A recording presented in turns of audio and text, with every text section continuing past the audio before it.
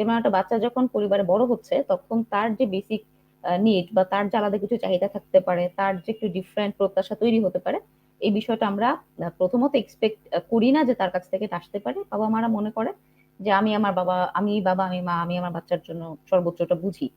তো ওই জায়গা থেকে কাইন্ড অফ তাদের নিজস্ব কিছু প্রত্যাশার যে একটা, আমি যদি বলি পারদ, সেটা যে তৈরি হয়, সেটা তখন তার বাচ্চাকে সে কমিউনিকেট করা শুরু করে আস্তে আস্তে।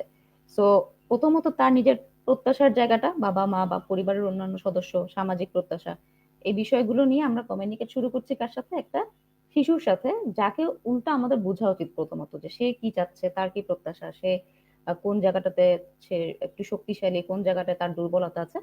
এগুলোকে আসলে ফোকাস না করে আমরা যেটা করি, নিজেদের প্রত্যাশার মানদণ্ডটা সেটা আমরা যোগাযোগ করার চেষ্টা করি, কিন্তু তার কাছ থেকে তার ইস্যু গুলো কিন্তু আমরা জানতে চাচ্ছি না।